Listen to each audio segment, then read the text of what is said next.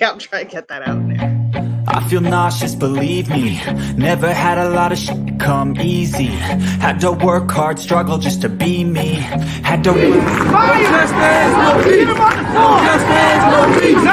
and what was left over I put towards my dreaming. But the only thing in life that has meaning are the things you gotta work for, believe me.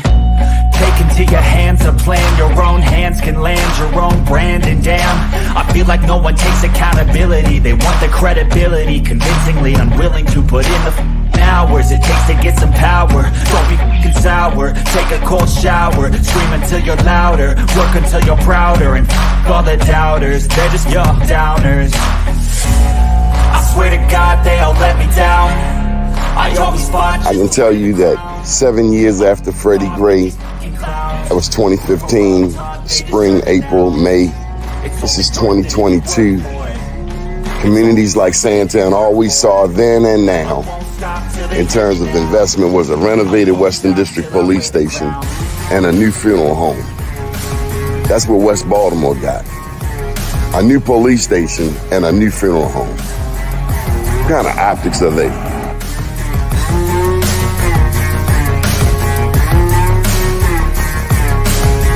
Was Freddie Gray any different than 1968 Baltimore riots? Dr. King's passing, killing, murder? This is the same?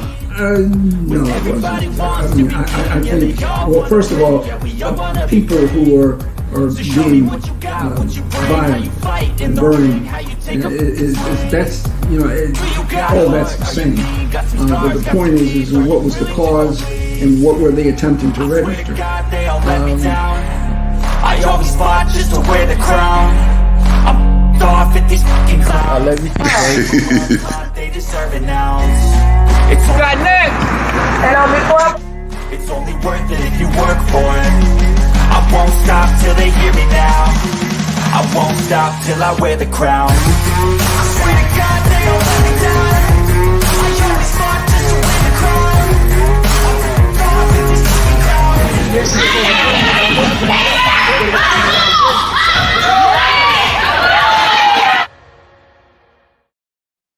Good morning, good morning, good morning. First name's Donnie, last name's Glover. In it to win it for the long haul, baby. So, got a very special guest this morning. She finished first in the Baltimore School Board race. Her name is Ashley Esposito, mom of a toddler who is a future Baltimore City public school student. She works as a full-time technology analyst, and she is a local artist. Proud Violetville resident, community member, and again, she finished in first place. So without further ado, let me just say too, we talked some smack on this show, and I fell for it. I won't call her contestants' names because they didn't finish in the top four, but again, she won, and we did apologize, but let me just make it official. Ashley Esposito, good morning. Good morning. I want to apologize to you. Let me move this comment out the way.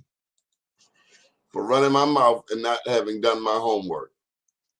I fell for the okie doke, and we mischaracterized you on this show, and we're here today to apologize, but also to give you an opportunity to further tell us who you are. Oh, thank you. Yeah, I appreciate it because, yeah, I was kind of like caught off guard because I mean, I've talked to other candidates and things, and so you know, I'm very much an open book. So, you know, I just feel like if people have questions or things, like they can ask people directly, especially when it comes to, you know, people's backgrounds and like, and I understand like people's like hesitation to accept folks that aren't born and raised in Baltimore. So I think that's where a lot of it stems from, which is Pretty much. understandable. Yeah. And so I get it, but at the same time, I'm gonna like, you Push know, back. set the record straight. Yeah. So tell them who you are. Oh, okay. So yeah, I'm a mom in Southwest Baltimore. I actually I'm transitioning into a new job. So I was working for the state and I had been working in agencies that provided wraparound services since I was 17 years old. I'm not an educator, but I am a community member, and my strength is community organizing and engagement. So that's really what I want to bring to the board, and I think that's an issue, a big issue, because I hear parents like at certain schools where they don't even feel welcome in the building. They don't have any type of relationship with the principals, or Time, they're time, just time, you time know out. Time out, Ashley. You said there are parents who don't feel comfortable visiting their child's school. like the building, like going into the building, or even like having usage of the building, like parents that have ideas about like after school programs, or nonprofits that want to collaborate with certain schools are having a difficult time even getting a meeting to like have a conversation. It really just depends, like, but I also understand it from both perspectives, like with the Let me just intervene here. Not far from where I live, within a mile and a half, is Dorothy Height Elementary School.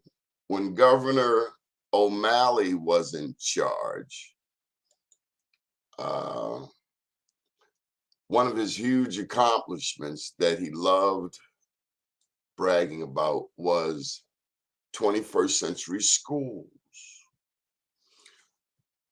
I don't remember the number. Was it 21 billion? But it was billions of dollars, 1.5 billion, I don't know, for school construction. yeah, and I have major concerns about that, because I find a lot of times Hold up, Ashley.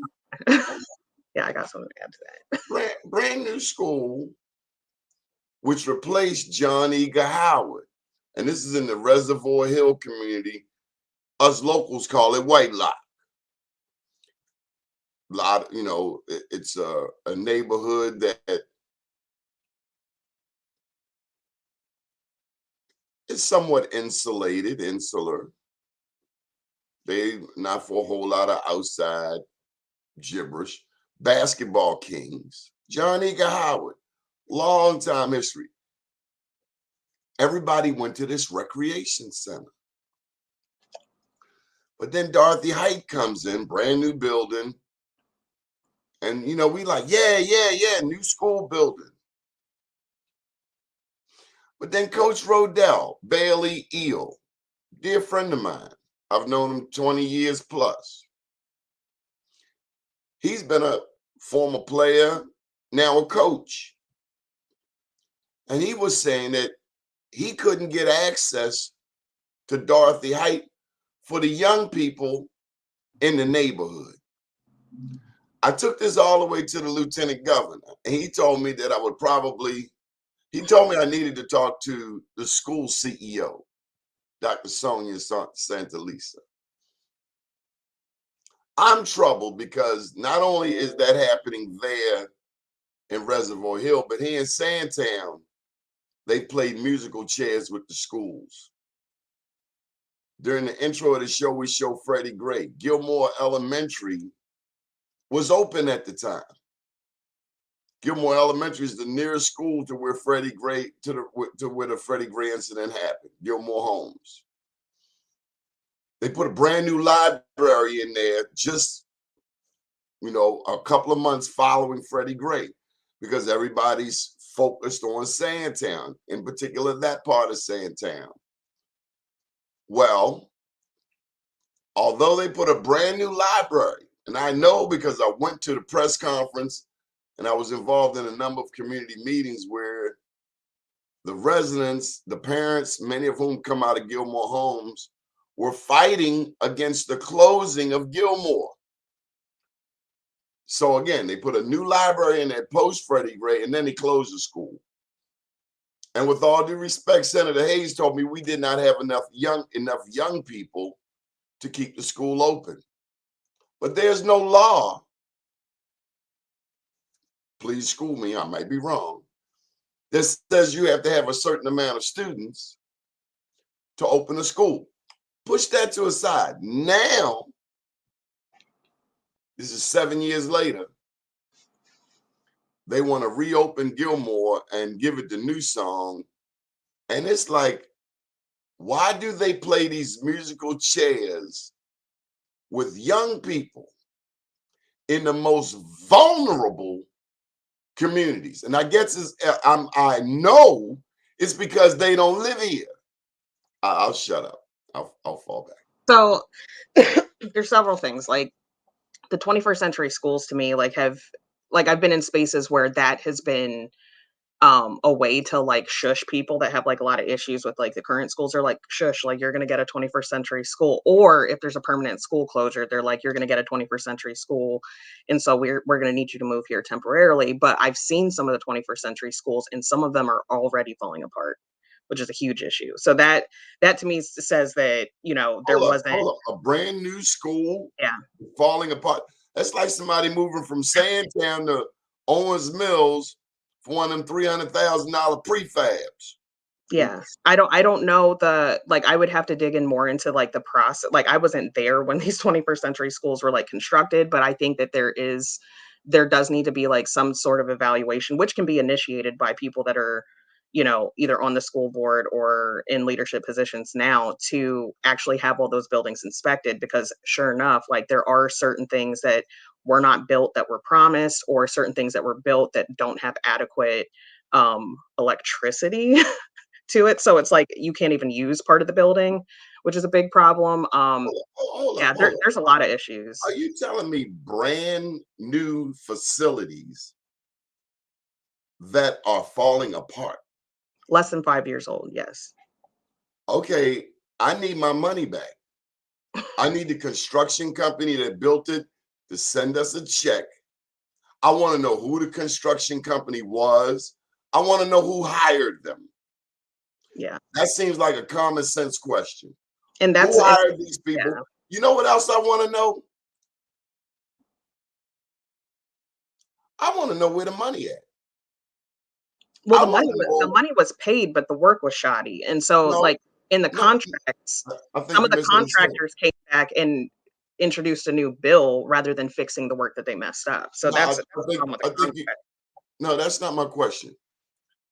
Has there been an audit of the school system? Not that not that I know of when it comes to the 21st century schools, and I don't know about like internal audits, but I know that there's people on the outside who have been pushing for things and doing their own investigations. But I mean, that's not I feel like our time could be better served like actually building community in the school buildings rather than trying to I like know, Ashley, but it sounds like some cancer is in there. It sounds like, see, when you don't check, okay, let me give it to you like this. I know this man who used to own a bar, a lounge slash package goods. Every day, he had to count his inventory. If he didn't have to count it, he would have someone he trusted count it. The lesson is if you're not counting your inventory, somebody else is. And if somebody else knows how much money you have that you don't know, you're in a world of trouble. yeah. Yeah. And I think one of the other issues too is that our school system, like the individual schools are autonomous. So that means that the principal is in charge or responsible for a lot of the budgetary stuff, where in other That happened districts, recently. yeah, yeah, in other districts like that is managed more at like it would be managed at their North Ave. You know what I mean? Like simple things that principals should not have the burden of like finding and resourcing, so that they can actually develop their staff and build relationships with parents. Like there's a lot of like bottlenecks that I see in policy. Um, and especially because a lot of things happen top down without community input. So people have these great ideas about, oh, we need to implement this, but the burden of implementing it falls on the teachers and the principals without, like reviewing whether or not it was effective. So yeah, like that's kind of like where what my expertise is a little bit, is like policy and automation, like process automation. So yeah, there's a lot of issues, a lot of issues. And I mean, I feel like my community has a good relationship with our school, but I know before we had the principal we have now, like it wasn't like that at all. So when you're talking about like the city's initiatives to try and open up more rec centers, to me, it doesn't make sense to build new facilities or try to find buildings to rehab when the schools would be potentially the perfect rec centers. The buildings are already there. If you're talking about like like permanent school closures and talking about, oh, the enrollment's not high enough, but are you really measuring the whole usage of the building? Because if there's other nonprofits operating out of it, like down in Cherry Hill, or if there's other programming, and or if it's serving a population of students that actually need smaller classroom sizes, I don't think that there's one metric that you can use across the board to say whether or not a school has enough students. Because I And know when my school was pushed to increase enrollment, we ended up with a situation where there was like kindergarten classes. There was an influx of students because they were trying to recruit more students. So they had kindergarten classroom sizes that were completely unmanageable.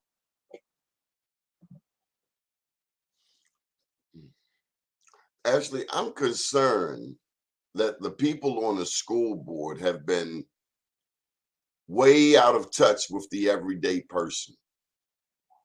Well, I mean, the appointment process doesn't require them to have support from the community. Like they have a community panel, which is representative of organizations, but No, just the nature of an election, I think is why, like, this is my argument for why we need an elected school board. Like, we literally cannot be elected without community support. And as a result, all those communications that we have with the community, those are issues that we can uplift.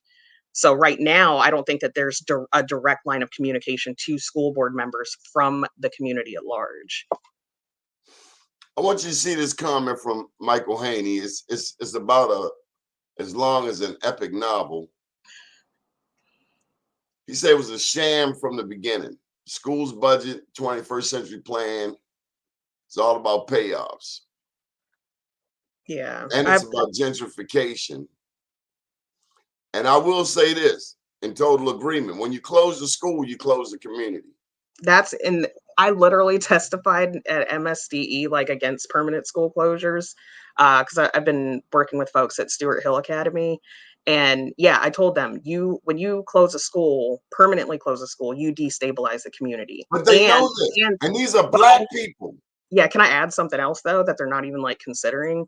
You're also contributing to voter suppression because those are also polling places. Oh, that just happened in Sandtown. Yeah. Board of Elections closed Gilmore, the same school, which was our voting place for half of Sandtown, and moved it down to Harlem Park with no signage. Board of Elections, Armstead Jones, been in that job since Harriet Tubman was alive. Should be doing something else, like sipping on lemonades at a retirement home, spending some of that money he'd have made. Yeah, and I live in the lowest voting district in the city, Or what is that? and district or council district 10.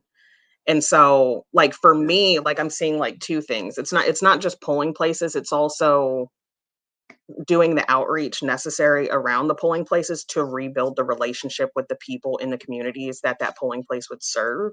Like how are people, if you just pop up a polling place, how do you expect the community to like District 10 trust? is what? Curtis Bay? I mean, District 10 goes from like Locust Point. Pigtown, Violetville, all the way down south to Curtis Bay, Westport and Cherry Hill. Yeah. You say that's the And lowest voter turnout district? yeah.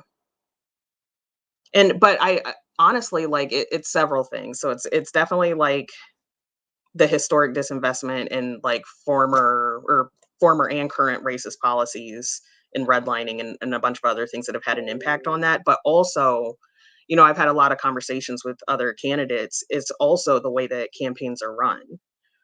So, when you're talking about doing voter outreach or engaging with like communities, there is a pathway to win, but it doesn't include everybody, which is crazy.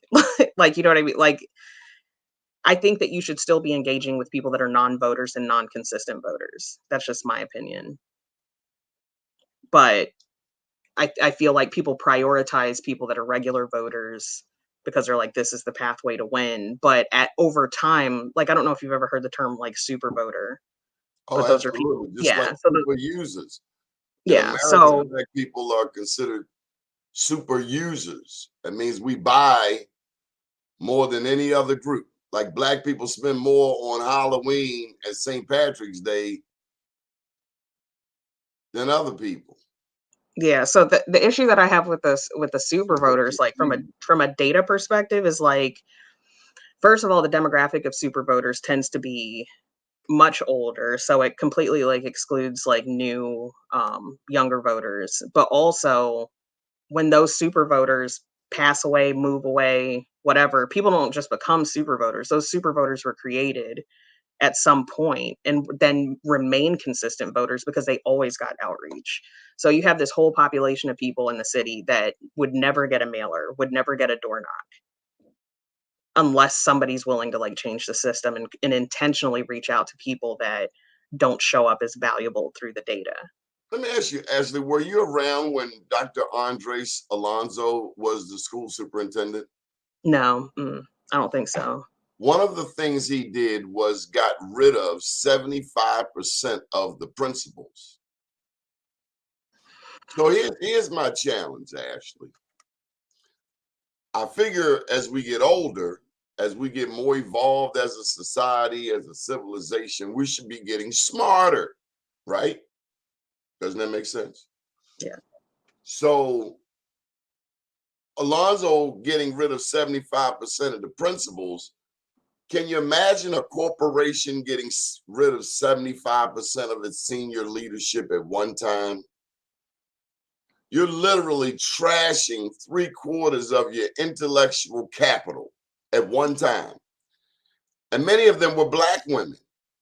I grew up in Baltimore City, graduated from Baltimore City Public Schools with honors, went on to college, grad school. There weren't problems with money, with funding. Now we got more money than ever before, and it's like we're getting dumber. We got rid of all of those black people who loved us, whether, regardless of the level of segregation. And now many of the teachers, am I right? The teachers in Baltimore City Public Schools are majority white. My only concern is if other people know how to love our children. Yeah, and I was at an event I this have a week. problem with that. I have a problem with people coming into our schools, and because they've never dealt with a young black boy with a lot of energy, they want to convince the parents to put him on Ritalin.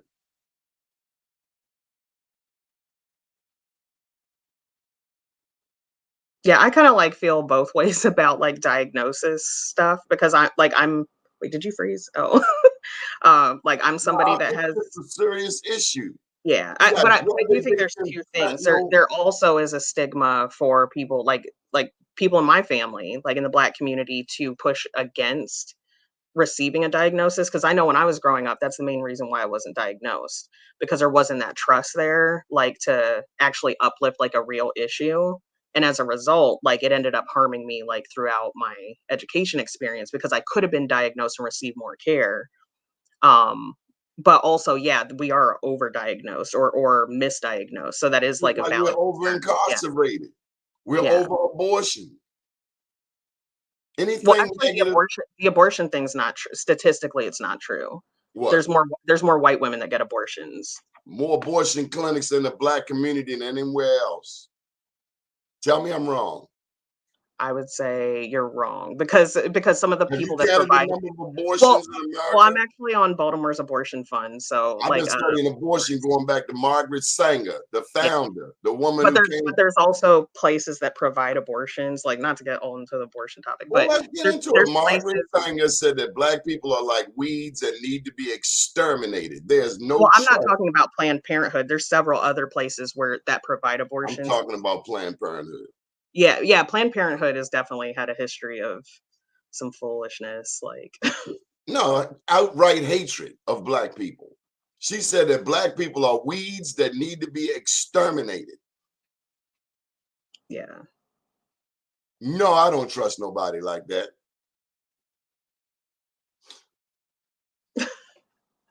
I wasn't expecting it to go into an abortion topic, but yeah.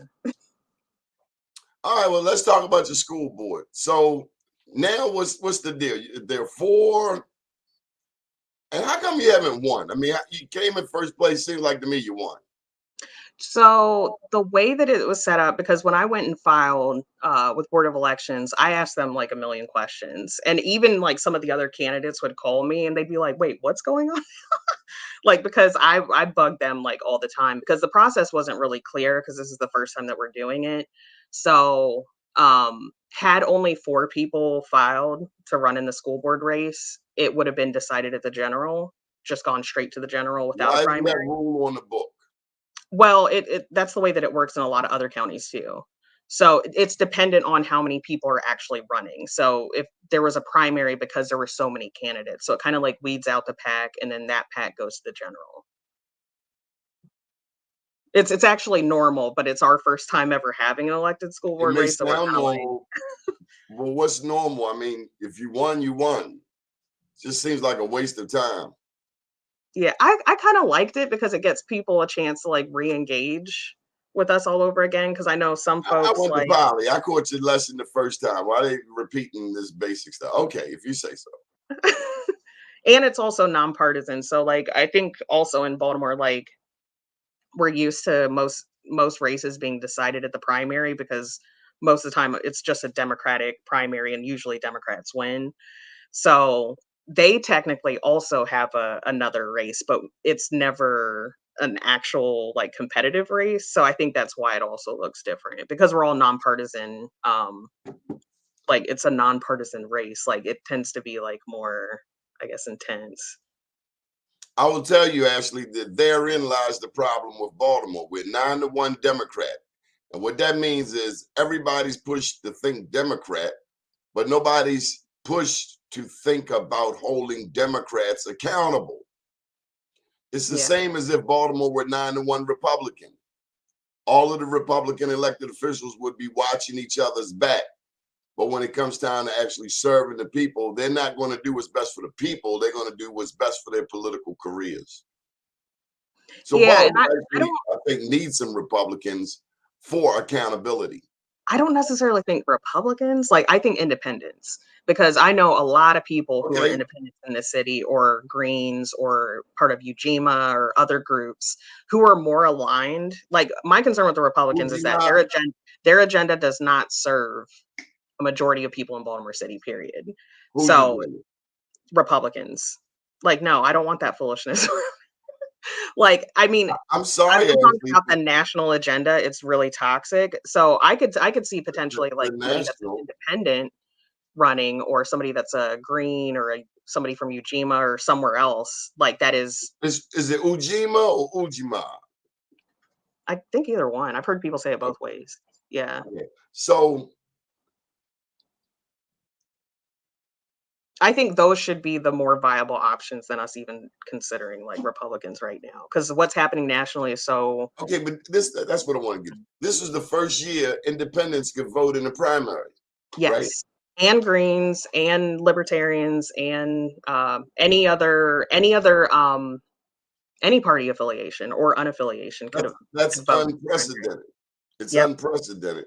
And the reason I mention Republicans is because of that very fact. This is the first time that independents have been able to vote in the primary. Thus But far, they could only vote on school board. That was the only one. on the see, this is dumb. So what I'm getting to with you, Ashley, is that the Democrats, I understand Republicans' national persona, but that's how I view the local Democrats as the national Republicans. Mm. I think there Let me are give you, some folks that let me are give you a classic example. You are familiar with the term white L, black butterfly. yeah. Same thing. Yeah. Yeah, I think All of the I money think people goes are to, aware that they have to run with a D next to their name to even get elected. besides the So I board. do think that there's some people that have a D next to their name that are not actually Democrats, but strategically, like they No, just do it. their view of Yeah. being a Democrat is different than ours. Yeah. Racists are racist, and they're in both parties. And Baltimore is as racist as they come. So these damn Democrats, a lot of them are undercover Republicans. They're dinos, Democrat in name only. Yeah, and I think that's If they weren't, we would not have a white L and a black butterfly. That's a racist to me. oh yeah, and you can trace that all the way back to like J. policies Barry from Mahul, forever ago. Yeah, 1907. He was the father of segregation. The yeah, mayor of Baltimore, 1907. That's why you have a McMecken Street and George McMecken and Ashby Hawkins, who both used to put foot in J. Barry Mahul to get him to do the right thing. I told you earlier that Baltimore, in our pre-interview, had the largest population of free blacks prior to the Civil War. So race is as Baltimore as the Orioles, if not and more. Race is as Baltimore as the Colts and the Ravens, if not more. This is the home of segregation, of racial housing policies where not only blacks could not move into white neighborhoods, but whites could not move into black neighborhoods. This is it. This is the belly of the beast. yeah. But they play that Democratic game. When Anthony Brown ran for governor, 2014, they had signs up Liberty Heights said, vote for the Democrats. Now, I'm insulted that you would tell me to vote for somebody who has a history of ignoring my community. Not you, but them. So I don't play with them, Ashley, and I don't trust none of them. Trust is earned, and they have robbed our community. They've raped our community. Give us, you know, they still got lead water in these schools. Yeah. They should have bottled water. This is Flint, Michigan. But even having bottled water, like that just sends like the lack of At least like they for ain't me, drinking the like lead water. because environmental stuff and toxins and like that whole thing in this building construction issue that I mentioned before, it's like there should be more of a sense of urgency to, first of all, everybody in the Baltimore City delegation, like everybody has the opportunity to introduce bills and secure funding for the city. So each one of these like small things, if it's like the lead or lead lead paint issues or like lead in the water, that should be a top priority for some of the initiatives that are being introduced and what they're actually like fighting for. Because if I were like a legislator, like that's what I would be doing. I would be looking at the worst possible thing in every single legislative session being like introduce a bill to correct that thing. Well, maybe school board's not big enough for you. Nah, I'm not very like people who know me well know I did not want to like run for real. like I the only reason why I ran this time because I've been asked in the past and I was like, absolutely not. Like I just don't like the process. I don't like it at all. I think it brings out the worst in people. I'm a very like collaborative, solutions oriented person. Um, and I also like protecting people. I don't like to exploit folks that are going through stuff because people have asked me several times, oh, which schools are the ones that you're seeing the problems in and which kids said what? And I'm like, I'm not going to tell you that. It's like private information. I'm not going to like I'm going to respect the kids that ask me, hey, we only get press because we're looked at as going to a bad school. They don't ever highlight anything good that we do. So I'll be damned if I like send people there to go exploit them again. So yeah, I just don't I could probably do the job, but I've also been able to do a lot as far as like legislative work working with my electeds. Like for example, Marlon Ampry, we worked together on 2 bills last session that were really important to me and had a policy had a direct impact on my family. And so that's what people have to realize is that they actually have power. Like you don't have to actually be in the seat to push for change. Like you can call up your legislator like they work for you and say, hey, this is the issue in my community. And you can actually write the bill yourself and then tell them to introduce it on your behalf. So I don't know. I wish more people knew that because it doesn't take being a leader of a community association or having a certain title or even being in the seats that were elected. You can get a group of your people together, look at the law that negatively impacted you yourself and rewrite it in a way that's equitable. That's how you put pressure on people. I say you put them in the trunk of your car and wrap them in a carpet and take them out Lincoln Park. Listen, it's a I mean, 911, Ashley. They have been no, I taken feel like out. I can say that on here. Like this might be Yes, you can say that. It's America. Yeah, that I sounds don't like have any record of murder. I've never taken anybody in the carpet. I'm just saying they deserve, just like a lot of these preachers need to be taken to Africa, stripped naked, and put in the Congo. They see, I'm need a. very like nonviolent type. I ain't say hit them. I'm talking about getting them reconnected to their Oh, roots, you're talking about like being more like kind of indigenous-ish. like a fraternity initiation. Oh, all right. Yeah. Like I've never been through one, so I don't know how intense they are. Neither have I, but it sounds good. This is a 911. Our young people, okay, Mike Haney put up a comment, for instance. We know we need black men in the school, in the classroom. Yeah. We know we need black men, black men, black men. We need them. What was your number? He had less than 5% of the teachers are black males. Where is the effort? Because this is a majority black school system. Where's the effort to recruit black male teachers? Well, the first thing that pops out to me, I know Marlon Ampry introduced a bill that had to, or Delegate Marlon Ampry introduced a bill that would increase the number of mental health providers that are people of color or black folks. So I think that something similar could be done when it comes to creating a pipeline to recruit black male teachers. So having like scholarships and incentives and really looking at what the barriers are in place now, preventing them from being in those roles in the first You know why place. people And don't want to be teachers? Is underpaid, overworked. well, I mean, with the blueprint funding, the pay is about to increase.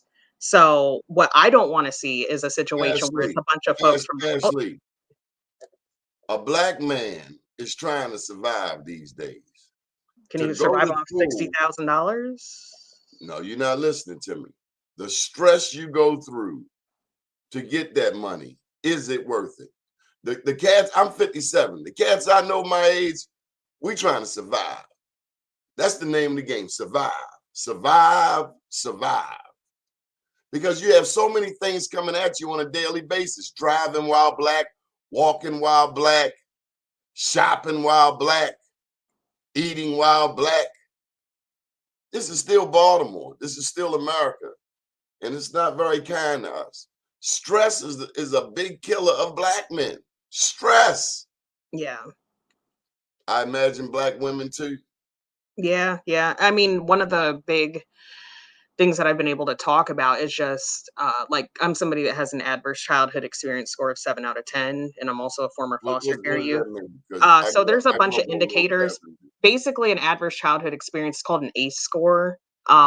Anybody can take the quiz. If you Google ACE score, it'll tell you like basically life occurrences, like having somebody in the home that dealt with addiction or living in extreme poverty, like all these different like Seeing indicators. people's heads get blowed off. Huh? Seeing people's heads get Oh yeah, blowed off. that's definitely falls under one of those categories. So That's Baltimore. witnessing violence, yeah. That's all of us. I know, but to actually prevent those things, like that's the thing I know that sounds crazy, but there are ways to prevent kids from having those adverse childhood experiences, but people aren't ready to have the conversations of what those experiences actually look like. For people, we have a lot of people in elected positions that do not have those experiences or they don't legislate from that place still. It's People that kind of like having have come out of legislators. situations, they I forget. agree. Yeah. I And have a so problem with us not having a lot of legislators who are parents. yeah. But it's also like it speaks to the Did you catch that? yeah, no, I'm about to speak on that from the perspective of a parent. Like even running, this experience of running, so much of it is like inaccessible. Like, I mean, I'm lucky that, I'm able to I have a whole community around me. Like when it comes to bringing my son to things that I'm doing, like there's no problem. But childcare is a big barrier. Childcare, like that's why you don't see that many moms running because I'll tell you right now, when I've been out in spaces, when I'm out there by myself, people will be like, "Oh, where's your kid at? Where's your son?" And I'm like, I don't see any of the other male counterparts who also have toddlers being asked that question and in the tone that I'm being asked. So it's sexist. Yeah, so there's an expectation that It's like like Baltimore County is sexist. Baltimore County has only had white male county executives, but you never heard Mary Bubala ask any white man about that. yeah. Well, I mean, I just think that overall we need more moms because I think that the priorities would be Damn right very we need different. Yeah, moms. They the number one teacher. yeah, And we need moms whose children are in the schools. To yeah. And me, my son's not in the school yet, but no, yeah, I'm not saying that, Ashley. I'm saying we got people who are in charge of schools and they send their kids to to private private schools. school. Yep. Get away from here. That should be the number one requirement. I feel like their sense of urgency would be so much higher if their You kids were damn if right. they had to put their kids in the You schools. Yeah. damn right. I don't Totally have I agree. don't have the means to do a bunch of private school like foolishness. That's why I have to make my school work. I have to make sure Private that school is nice. They are really smart, but they don't know jack shit about Black history. yeah, Fact. like Fact. my husband was one of those kids that like I know McDonough and a bunch of other of these private schools, they have a scholarship program, which is how they first of all, how they bring in diversity, but also how they feel like they're doing something good for like poor folks. And for They him, do it. They benefit more than the yeah, kid, or yeah, benefit my as husband much as the kid. yeah, he told me this story about, when he was going to a school, like, they were first of all, I couldn't relate to the kids that he was going to school with, and then also, they were talking about this project that they were gonna do in this super poor neighborhood, and they're gonna Put help them these smack in people the 'cause they're face. just living impoverished, but here's the twist. My husband was in his neighborhood, and they showed up, so they were talking about his neighborhood, and so he was gonna have to face once again, be embarrassed in front of these, like, kids that were ruthless. Like, he ended up dropping out of it, and he's like, I'd prefer to go with people that I can relate to than stay in a private school, even if it has more opportunities. Like, I can't do it." Like, because that mental health impact, like, people aren't even considering you can't just pluck a kid from a situation and put them in another environment where they have to I don't know. It kinda reminds me what they did with kids from, like, Native American tribes. I don't know. Sounds like also the busing situation. Yeah, yeah, just all of it. They bust. That was, our schools, they say were innately inferior. I don't believe it because No. those Black teachers gave us some of the best education ever in the world. But, other people think they know more. And Yeah. clearly they don't. Yeah, and I've been going on rants, like, I know if anybody, here is on my Twitter or whatever. Hey, let me tell you, Uh, look, Michael Randolph got a comment. Generational trauma is very high in the white community as well. yeah, Because when you go around telling somebody that you don't like them because of the color of their skin, your ass is traumatized. Somebody told you you cute and you not. Then your mother tell you you're not better than anybody, but nobody is better than you. who, My mother told me that. You don't act like you better than nobody. At the same time, don't act like somebody's better than you. yeah, I don't even think I had that lens. Like, I was just Well, yeah, I heard it. Because some Black people want to get uppity. yeah, and that's the Some other white thing people that want to get uppity on their own people, uppity. yeah, and that was the other Until you get in trouble, and then you need your cousin from the hood. yeah, They know where you live at then. and that was one of the things that was hard about, like, deciding to run too, because I did notice, like, most, like, electeds, they come from, like, I guess, like, not all of them, but, there's, like, a culture of, like, coming from a certain family name or being in a certain tax bracket or being, like, a part of a sorority or fraternity, which I'm not. I It's like, it's a co- I it's a just combination graduated of from college. actually it's a combination of things where at the end of the day, people are trying to evolve and move into who they think is the leadership group. Well, Which I think it's hold also up, Ashley, because you fast. okay. Which brings to mind classism. Yeah. We have classism in the Black community that is undermining our success. You have Blacks with all of these advanced degrees who come off like they are smarter, better Yeah. than the people they're serving, and they have the wrong attitude. Yeah, and it's like it goes back to that thing I was talking about before about like forgetting like well, I mean, maybe some people didn't come from or aren't deeply rooted in like certain communities. And so when it comes to like getting elected, you combine the super voter situation, you combine the classes or class I don't even know how to explain, but all these different things combined, it prevents people that are actually like deeply rooted community organizers that are actually doing the work and like finding solutions from being uplifted into those spaces. Like we had a whole conversation about it this weekend because we had I forget what organization they were from, but there were some people that came from like a nonprofit and they had just moved to Baltimore and they had all these ideas and they're like, we have to help these people. I was like, first of all, you need to not. Like, first things first, you need to take a step back because I see so many organizations getting so much funding that are reinventing the wheel and taking away from what's Wow. actually being done well in the communities. Get involved with the community and actually know who's actually doing the work. I feel like it's almost like two parallel universes, like the work that's being done in communities It's and the actually white serving. L and the black butterfly. So look, tell me about the Squeegee Kids. You mentioned nonprofits and monies. Baltimore has a string of nonprofits. And by the way, do check out our websites, newly redesigned, bemorenews.com and blackusa.news. But any thoughts on that? Well, when it comes to the nonprofit part, like Squeegee Kids. most nonprofits exist because there's a gap in services either on a state or city level. So they're But actually they like say they help this very vulnerable demographic that we're referring to. yeah, and see, I don't see it. it depends on what like who's defining what help is. Is it the squeegee kid? Squeegee Kids on the damn corner. Who's No, helping them? no, but I'm saying they should be leading what they need, Where not are the other they? way around. I see a lot of people like ascending on them and telling them what they need to do rather than addressing the root cause of why they're doing that in the first place. Yeah, Or family problems. yeah, like I don't think that I mean, I've been in a situation like, you know, taking the responsibility of that was like much bigger than like what my age was and not being able to, you know, be a kid or whatever.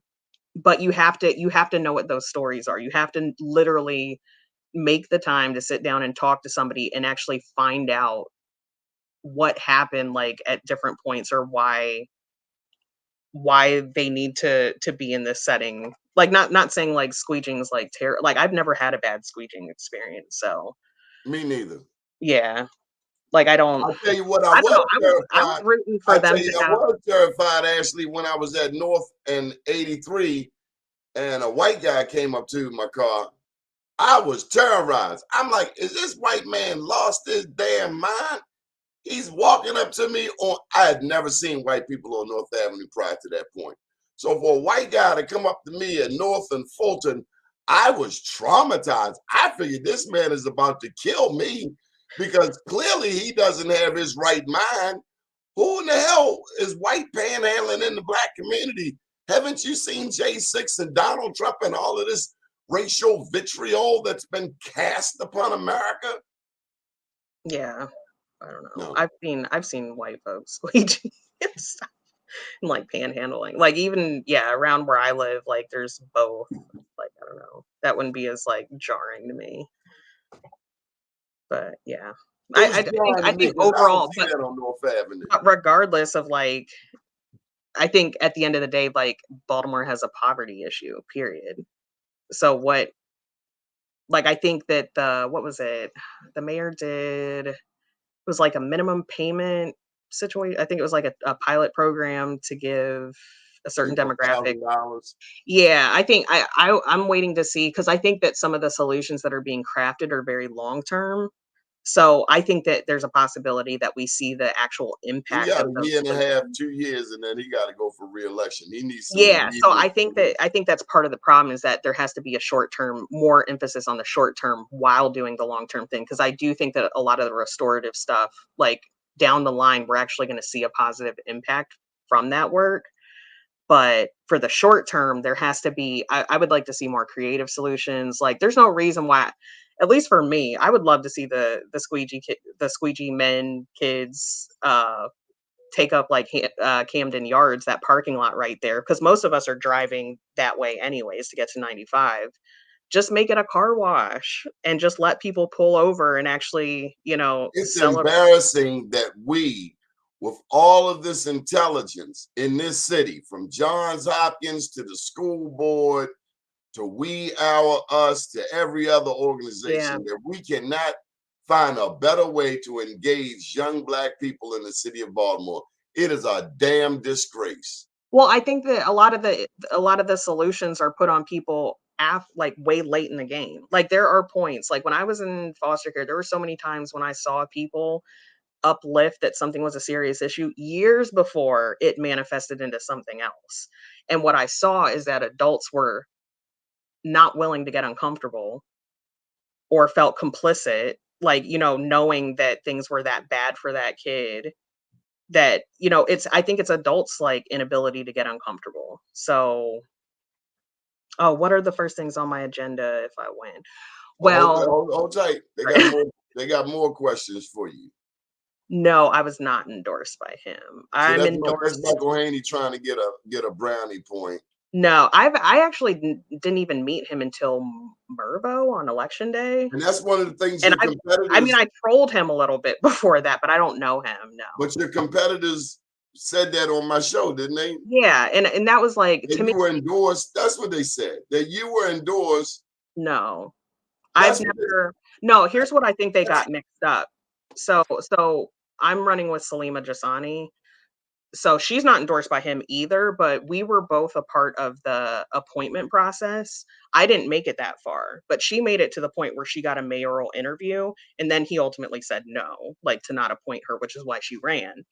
That's the only your interaction that we competitors painted it a different way. They said y'all were endorsed. Both of you were had. endorsed No, by Scott.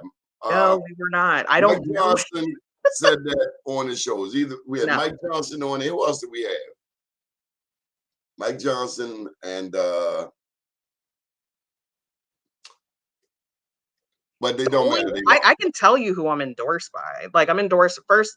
The biggest and probably like the first endorsement was Delegate Melissa Wells, Delegate Marlon Ampry, Senator Hayes, because I've worked with them Well, in tell my. the three of them that Dorothy Height Elementary School, right there in the 40th district, does not allow the students from the community in that school.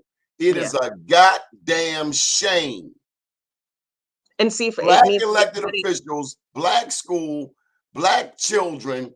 What is the problem? but that's a change at the school board. That's why this is so important, because that's a policy change within This is common because the sense. school system, like by design, is almost like separate from these folks. Like It's they don't really common have. sense. And these people, It's common sense, but also all like of them, legislators can't kick the door open. Like it's they not. are. Why can't they? They are failing our children. They They got don't money have for the policy. lottery. Let me speak. They got money for the lottery in 1973. They promised money for education. We got $15 billion that has come through the Maryland Stadium Authority with the promise of education. What do you have? A brand new football stadium, a brand new baseball stadium. Why in the hell can't they serve the children? They got their games. They got their $20 hot dogs. They moved the stadium out of the community. Why can't we? And then O'Malley, with his 21st century schools, brings in this table gambling money, slots. Where's the money for education? Why must our children go somewhere else? Washington, D.C., they got brand new recs. They have recreation centers with football lights. Prince George's County, Boss recreation centers. Got all of these athletes that have come through this city. Michael Jordan selling Air Jordans, people lined up down the block. Not one damn new rec in Baltimore. They should all go jump in the damn harbor. Yeah, I said it. But that goes back to what I said. They don't necessarily need to build new buildings. They can use the schools. They Like don't know what they're doing. but they I'm also have really to clear. change the culture of individual schools allowing community to use the This is building. our tax dollars. It's not Yeah. their money. It's our money. Well, I'll tell you from a community perspective what one of the biggest barriers is. First of all, you're required to have insurance. As a community association or any type of nonprofit that wants to use the building, you have to have insurance. And that process isn't very clear for folks that are just like having a community-based, simple But you organization got that Able Foundation, all of these famous nonprofits that have that kind of money. Yeah, If they exactly. are So when you're seriously talking, yeah, serving the children in Baltimore, that should be a non-issue. Ask Bob Embry. He's yeah. a big name. Ask Murray Miller. Ask some of these big timers with lots of paper why you can't fix this shit. Well, Because it's also, sickening. It's but sickening, Ashley. And but I there's don't want you there's to fall also into the habit. Please don't make excuses for these people. no, I'm not making excuses for them. I just see where the policy can be changed that it allows more, because I've heard some principals that do want the community organizations in the building, but they were told higher up they cannot use the Higher facilities up, unless they have higher there's a up. lot of issues. Yeah. If your We job's on the have line, the like, fifth highest funded school jurisdiction in the state. Now, I don't care how high up you need to go, to the moon, to the president, but this is not working. And they're yeah, failing Black children. And all we hearing is this from them. yeah. And see, that's why I want to get on the school board because I want to be able to Boys have a Mother said vote you on should close the changing whole those damn things. Baltimore City public school system down and Yeah. start over from scratch. Well, and see, that's real because like I'm not saying that should happen, but they're at a point if they This don't ain't working. yeah, if they don't correct this issue with like community engagement and actually making sure that every school is a good school, they risk having the entire system privatized and there being no public school. That's where we're at. And it's so frustrating Now, that the they don't have that sense Constitution of states that urgency. they have to educate our children. That's in the Maryland State Constitution. Balancing the budget and providing an adequate education for all young people in the state of Maryland. That's the Constitution. Yeah. Well, there definitely needs to be more accountability on the school board. That's I yeah. still say, as I said in the beginning, we need to get a car, a rug, and make a trip to Leakin Park. I don't know. I am not complicit with that. Yes, I totally agree. I actually went to a school, like I didn't go to school in this state, but I went to a school that had a school-based wellness center that was a very comprehensive model. That's another thing that I want to help craft because the school wasn't responsible for picking up the full tab of it because it was partially funded by a hospital. There's a engagement with social services that or other agencies that provided wraparound services. So it was almost like a mini hospital in the school that provided resources not just for the students, but could also be shared with the parents. So they offered primary care, therapy on site. I went to therapy there. Trying to think what else. We all need There was therapy. dental coordination, like all types of like those things are really important to me because I personally understand that things that are happening like outside of the school building are barriers to your participation in the classroom. And so if we're not willing to like have uncomfortable conversations about like what kids are actually going through and just assuming that everybody has this like cookie cutter situation, which is not the case, then we can't I think we're actually harming kids by not being able to like connect these dots and really like have resources for them because they're in the school building probably almost as much time as home. Like I mean if you And you some know of them don't they want to be spend home. As yeah here's an important question that I have to slide in here. We've talked about trauma, therapy, mass incarceration. Baltimore has a long history of the sexualizing or sexual exploitation, particularly as it relates to prisons and people bringing those behaviors home. Our children, many of them, are dealing with sexual trauma. yeah How do we help them in the classroom, in the schools? having that access to therapy on site, like, because you don't know, first of all, Some of them don't want to go home. yeah, 'Cause home is where the hurt is. yeah. Like, that's yeah, and it's just crazy to me too that, like, our schools don't all have nurses or sharing nurses. Like, there's so many different things, but I also am not somebody that Maybe they believes need to do a that Powerball just for school nurses. yeah, yeah. Our priorities are out of whack in a 9-1 Democratic city. This is why I say they are Republicans, Democrat in name only, because they don't really care about us. And black ones are helping with it. There are black people complicit with all of this exploitation and underservice of our young people. They're underserved. I Black think people. yeah, I think it would do like because I have a whole platform on my website, and I always tell people like I did not even create this platform. Like it was literally created by community conversations. What is it? So what's the link or what is What's the your whole platform? oh, it's a lot. Hold on, let me open it, shall I? Yeah, so basically I was going around having conversations with people who have kids in the school system, teach in the school system, kids. Um, and so the platform is basically things that I see are like major issues from these conversations. So having safe school buildings, we already talked about like the lead in the water and all those things, having the free school-based wellness centers and nurses in every school, centering student voices, because I honestly believe that the students can speak for themselves. Like we don't need to be talking at them. They actually have the solutions and they can actually raise like what the top priorities are for them. Um, but we just have to give them a seat at the table. And I don't feel like we do that enough. Parent and community engagement, we talked about having outreach that is actually inclusive, because I see a lot of folks that putting out flyers like the day before an event for community feedback. And if you're talking about parents that are working and have multiple kids, like that's not accessible at all.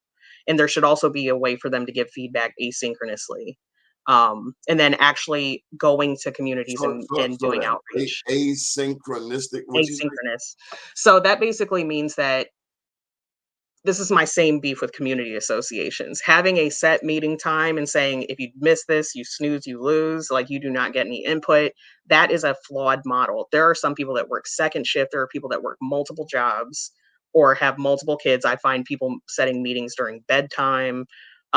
If you're going to really make it accessible, having an asynchronous which means that people can engage and give feedback to things on their own time. Like there's no set time, so it's like a more fluid way of like doing community engagement. And we've done that in my neighborhood. Like we destroyed a Royal Farms deal, like using that same model because they were about to build the biggest Royal Farms like right down the street from my neighborhood.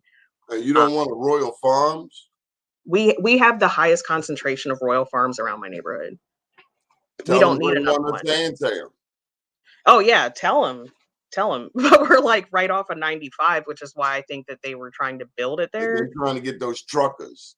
Yeah, and for us, we already have so many. Like, I could walk to, what, 4 of them from my house? And so to have one that's a rest stop size, my neighborhood basically flipped tables, but we were able to show community engagement through They do numbers have and some good feedback. fried chicken. They do, yeah, and there is one on Benson. I do go to that one, and it is fly because it has, like, Tesla charging station. I don't even have a Tesla, but it just looks cool. But that other one, no, absolutely not. We had, you know, I think that's part of the flawed process is that community doesn't get to lead the development that happens around them. And so No, we we count had on our ideas. council people. We think we can trust our city council people to make intelligent decisions. Then you come to find out that your city council people are just as crooked as the U.S. senators over there, millionaires.